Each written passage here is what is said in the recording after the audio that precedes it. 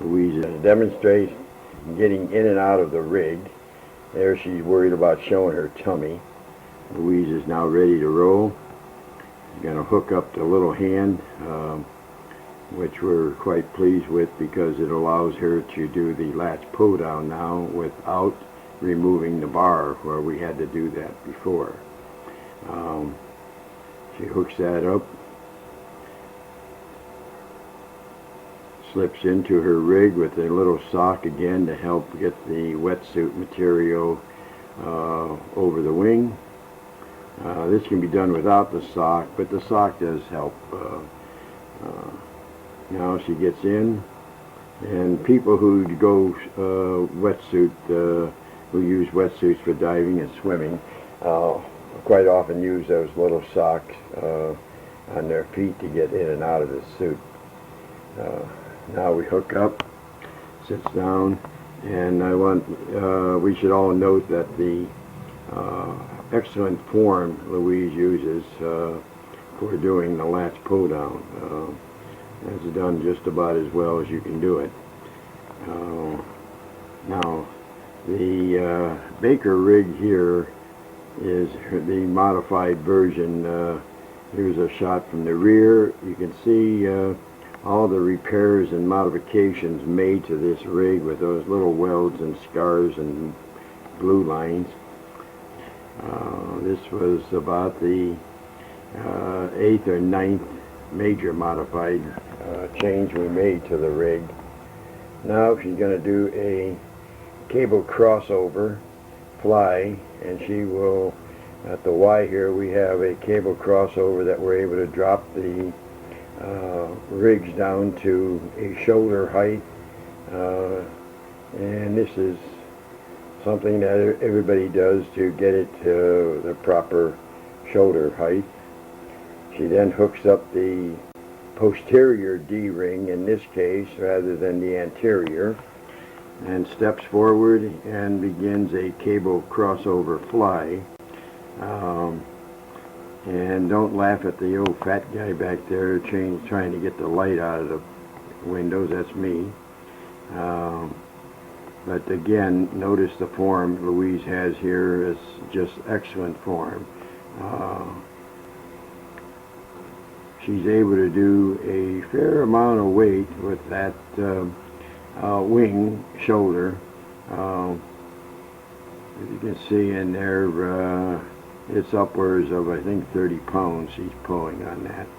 The Baker rig makes a pretty good difference in being able to do a number of different exercises. We also find that by using a little attachment we call the V connector, hooking up a strap from the anterior and posterior D-rings, we can also do a lateral rise and a front rise with the cable machine by dropping it all the way to the floor rather than shoulder height.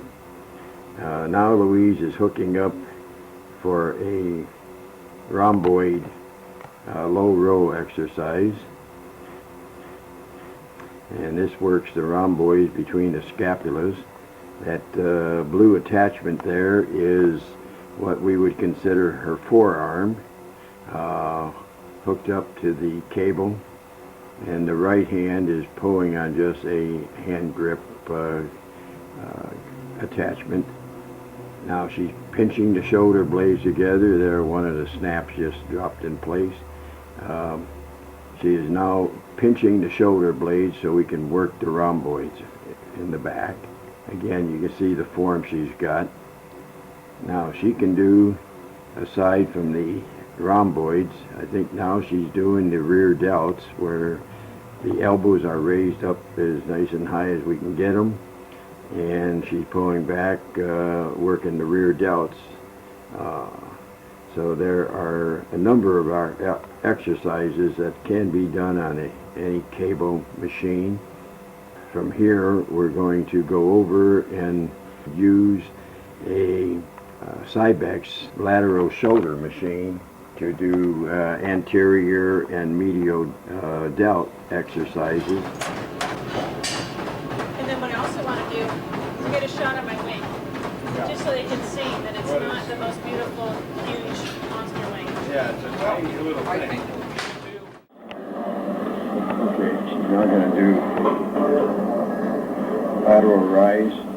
Louise was the one who first discovered the fact that we could use a Cybex lateral shoulder machine to do anterior and medial delt exercises. And her suggestion to try that was what really got us thinking about doing the Baker rig. Great idea to go on this. Yeah. Working the medial delt. The Cybex works really well. Slide a little more over on the chair. Now we built that little stool to fit the seat. Now, while you're there, while we're right here, Louise, do the front rise and also the extension. While you're right here, and then you have to move again. Yeah, we cut the legs off that stool so that it would fit the exact same height as the Cybex machine at its low point, which fits Louise's torso. Yeah.